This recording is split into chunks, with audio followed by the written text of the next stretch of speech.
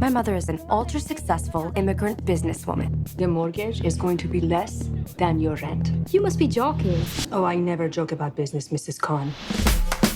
She was not one to take no for an answer. Amazing, and congratulations. No one ever gave her the memo that Muslim women were supposed to be passive good girls.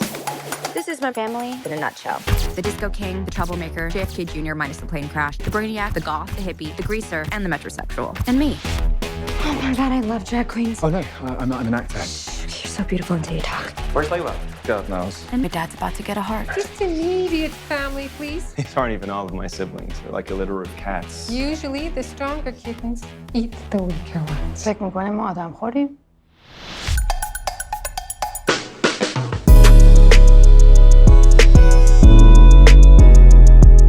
Hi, Maryan. Hi, nice to meet you. Nice to meet you too. Thank you so much for your time. A pleasure to talk to you and to talk about the Persian version.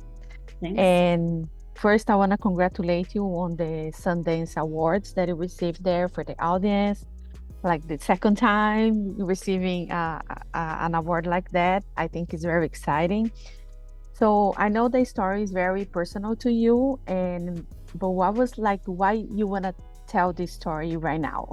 Where now is the right moment for that? It's always the right moment to make fun of yourself. Yeah, right. I agree. Honestly, I think it's sort of a culmination of my career in many ways. I mean, I entered film. I left aside academia to go into film in post 9/11 America because I thought it was important that I show a more nuanced portrayal of people from the Middle East. And then I think I went down the road of my career and I made some films. And then I think when Trump took office and he was talking a lot about anti-immigration stuff, xenophobic stuff, certainly the Muslim ban against Iranians, I thought, it's time for me to put into gear sort of something that's more truthful about my community. And I thought, what's more truthful than looking at yourself and family secrets? And I thought that my family story might be a good one for people to connect, not only with a crazy family, but also with with a culture that they don't really know, and to have fun in the process. Yeah. Well, I love the movie. I can relate in some of the moments there, especially on the all families and all mothers have secrets. That part.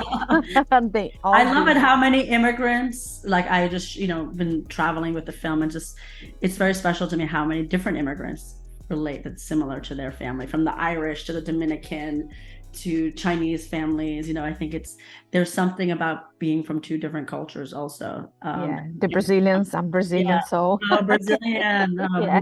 Muito boa. Okay.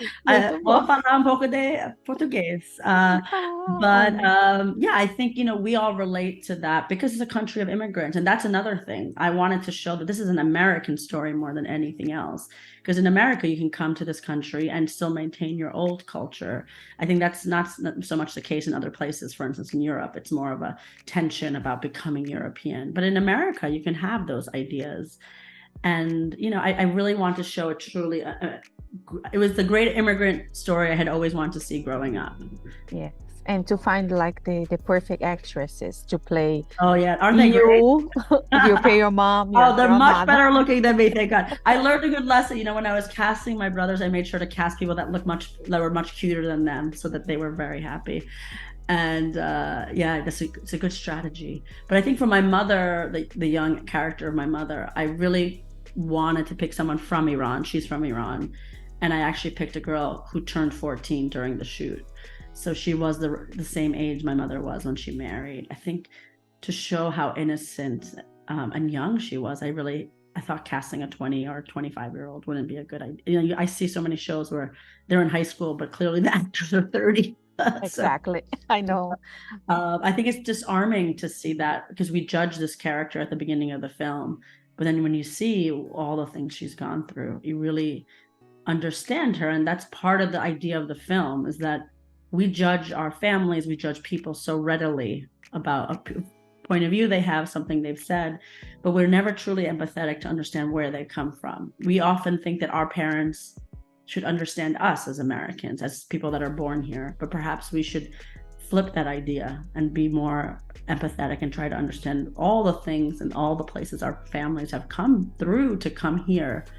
and think of our families and think of our parents or our grandparents as young people, not as the people that are in front of you. I think with that strategy, we can understand be so much more empathetic to each other and accept each other.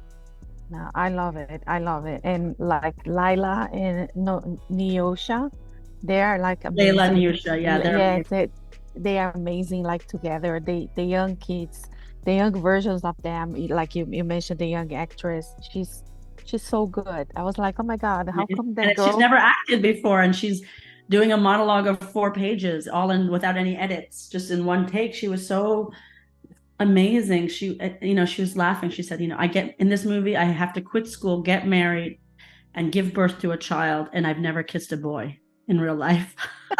Oh my God. But she's a really great talent, honestly. Yeah, she had, and also like the dance scenes. I love those. How fun! They're so cool. They're so fun. The music also plays. I'm so proud of the music. The music is really a blend of East and West. As a kid, I used to smuggle, like in the film, it's semi-autobiographical. I used to smuggle American tapes to Iran. And then I would take tapes in Iran that had been made before the revolution and we couldn't find in America, and I would bring them back here. And it's really a mix of East and West. And even the last song is a Persian version of Girls Just Want to Have Fun, sung by the mother, the woman who plays the mother. And the music is done by Rostam Batmangalij from Vampire Weekend, who himself often mixes East and West. So that was a big challenge. And there's also, just great music, American music from the 80s and 90s. The opening song is the #1 song of 2022. I can't believe we got the rights, Wet Leg. We were just so lucky that people believe in this film, and it really is such a great mix of both of our cultures. Yeah, I know that making a movie, you always have challenges, but what was the biggest challenge this time around? Oh my God, so many challenges. Imagine shooting a movie with 100+ characters during COVID. Oh my God. That was its own stress. That's not even filmmaking stress. That's just the stress of someone getting sick and the whole production shutting down and never finishing the film. I mean, the biggest challenge, the film takes place over 40 years, essentially. And so it's a very epic, there's these epic shots and it's going back and forth in time and 2 languages. But through all of the epic aspects of the story, you still have to make it an intimate story. You have to make it a story about essentially these 3 generations of women. But you have to feel very close to the characters while at the same time showing the expanse of where they come from. So for me as a director, that was certainly a challenge, to maintain both of those elements, the cinematic elements, while also maintaining the intimate elements. Yeah, I noticed of course you have decades, is like 40 years in a let's say 90 minutes, almost 2. Right. Can you believe that? How did I get that? Yeah, like the approach for like the visuals and the camera shots. How was like the decision for you? Like, how did you manage that? We made a very conscious choice that each of the aspects of the story, when they're so the film is essentially from like 3 characters' point of view. It's like the daughter, the grandmother, and the mother. So with the daughter reflective of who she was, it was more 80s, 90s pop sitcom-y. With the grandmother, it was like when she describes the story, she tells a big tale like grandmothers do. So it's a spaghetti Western with the guns and everything in slow-mo. And then the mother is more like a typical Iranian neorealist film, like a Kiarostami film. And it's much more slow. And so we tried to have this idea that each of the stories had their own style. I know that you kind of revisiting your own story, but what did you learn about yourself or about your mom that